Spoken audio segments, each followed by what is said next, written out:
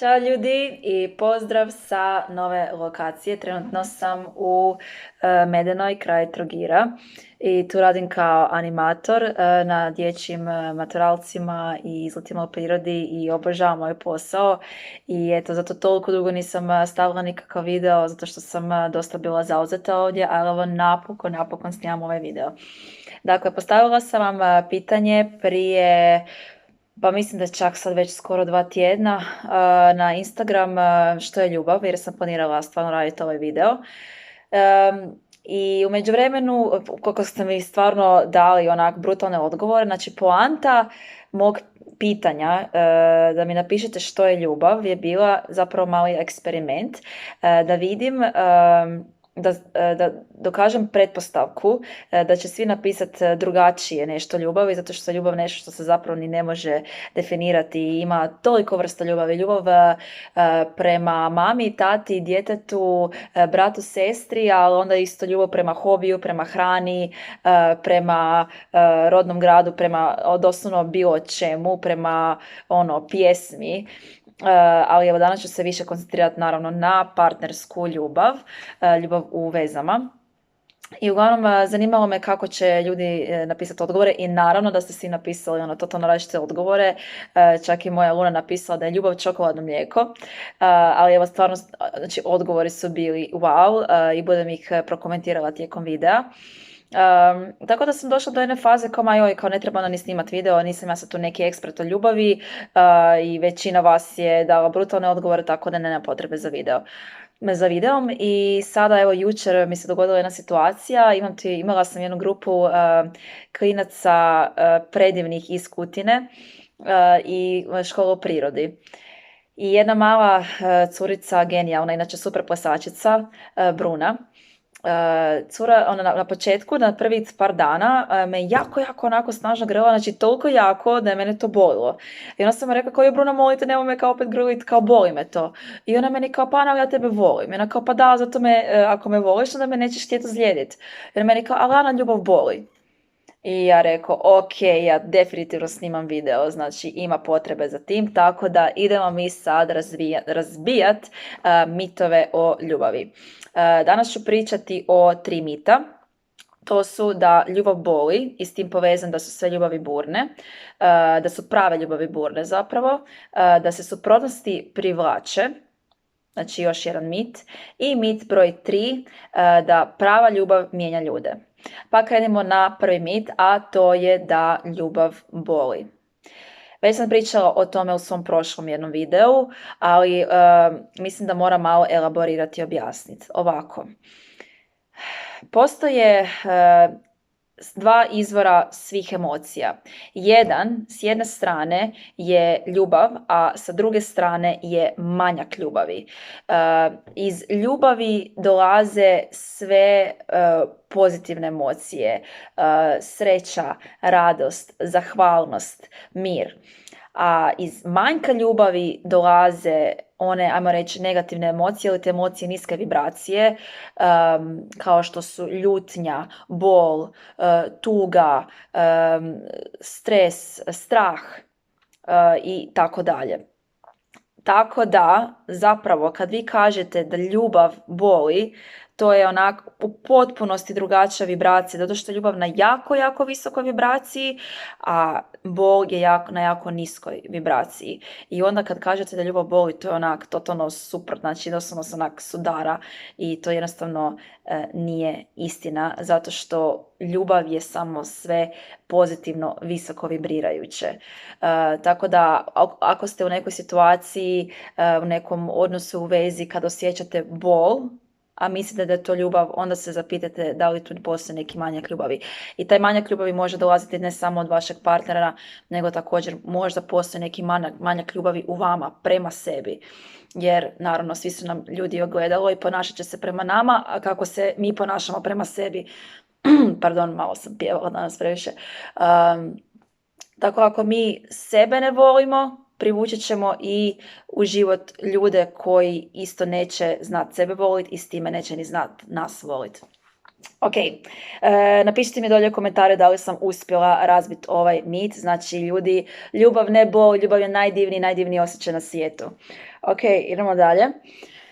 Joj da, je povezano sa tim, postoji ona isto mit, mislim to nam govore dok smo djeca kao izazanci, tko se tuče taj se voli, ali zamislite koliko onda to ostane u vašoj glavi podsvjesno taj program i koliko onda poslije se znaju ljudi naći u situaciji kad su u vezi i kad dođe do te situacije, do nekog fizičkog napada, ali misliš kao, ali nema veze, on mene voli. I kao, tko se tuče, taj se voli i ljubav boli. Znači, izbacite se to iz glave, nije istina. Sve povezano sa ljubavi bi trebalo biti nešto što je pozitivno i nešto što vam služi. Znači, ako vama stvarno služi da uvjerenje, da ljubav boli, onda živite s tim uvjerenjem.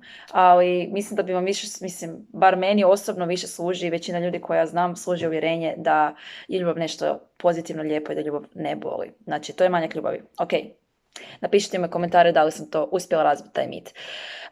Povezano s tim je da su prave ljubavi burne. Evo, ajmo to nazvati mitom broj 2. Prave ljubavi su burne.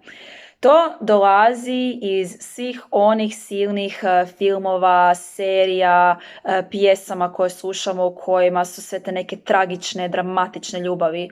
Ja kad sam bila klinka gledala sam stalno one španjolske, to jest meksičke sapunice, Televisa Presenta, Esmeralda, Marisol, Déjame paz Juan i tako dalje situacije u kojima uvijek bila neka drama, uvijek neka tenzija, uvijek neko ne može biti s nekim, neka zabranjena ljubav, evo i kod nas je bila zabranjena ljubav serija.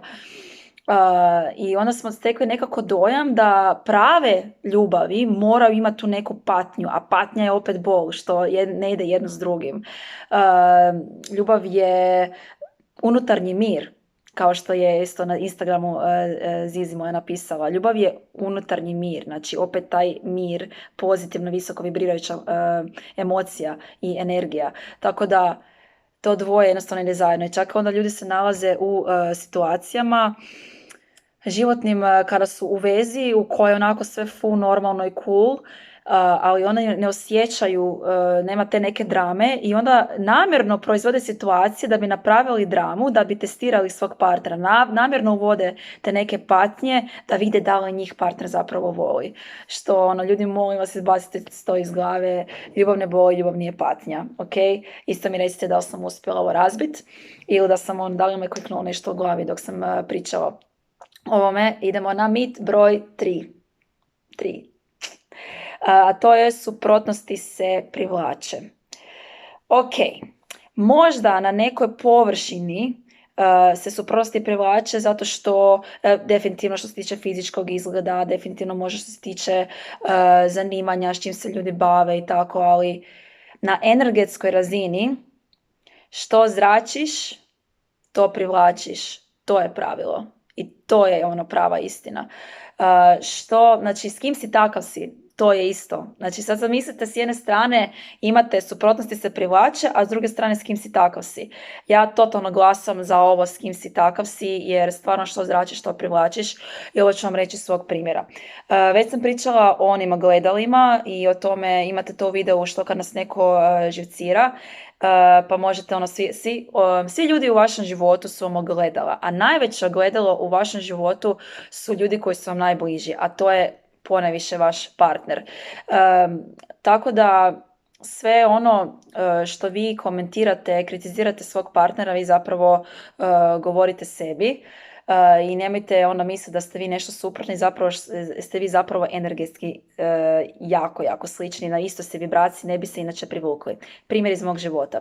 Ja sam jednom svom bivšem dečku konstantno spočitavala, prigovarala dosta stvari, pogotovo njegov odnos sa njegovim roditeljima, da bi na kraju ispalo da sve ono što sam ja njemu govorila, da on treba popraviti sa svojim roditeljima, na kraju sam skužila, nakon što smo prekinuli, nakon što sam malo počela gledati upoznavati više sebe, sam skužila, Isuse Bože, znači sve što sam ja njemu govorila, to sam ja zapravo govorila sebi. I onda sam skužila koliko smo mi zapravo bili isti, što se tih nekih odnosa i stvari tiče, koliko smo mi zapravo bili isti. Tako da, zapamtite ljudi, Meni je ovo toliko pomoglo da su vam svi ljudi u životu ogledalo i svi su vam učitelji i sve ono što govorite drugima zapravo govorite sebi. Ok? Isto mi pišite da li je ovo nekom kliknulo nešto u glavi, da li ste rezonirali s ovim. I idemo na zadnji mit, mit broj 4, a to je prava ljubav mijenja ljude. Ovo ću totalno skratiti. Zašto bi vi mijenjali nekog ako ste se zaljubili u tu osobu i onda bi ju sad išli mijenjati? Zašto bi onda uopće išli mijenjati nekog? Zašto ste završili s tom osobom, in the first place? Zašto? Znači, postoje te neke šeme, ja sam bila takva i to je isto bila moja šema. Uvijek sam onako voljela završiti, biti sa dečkima koji su kao nemogući da budu u vezi, onda sam ja njih kao htjela ukrotit i što sam i uspjela, na kraju te veze nisu uspjele na kraju zato što sam ja njih probala promijeniti. Tako da nemojte se koncentrirati na to da mijenjate ljude. Sve ono što vi možete i što bi trebali zapravo mijenjati u životu ste vi. I kad vi promijenite svoju vibraciju, kad vi promijenite sebe, kad vi promijenite neke stvari koje vi želite vidjeti u drugim ljudima, onda će vam i doći takvi ljudi u život. Ok? Cool. Ajme, već smo na 11. minuti. Ima još mitova i napravit ću još video o tome. A sad ću za kraj pročitati nešto što mi je predivno. Ima account na Instagramu, zove se Struja svijesti i ima predivnih pjesama i predivnih poezija, citata. Tako da i struja misli, tako da slušate kako je ovo ljubav predivno i savršeno opisana. Ljubav ne stane u riječi, jer ljubav je osjećaj, senzacija. Ljubav je sve ono što ne boli, a pruža ti radost. Eto, word, totalna istina.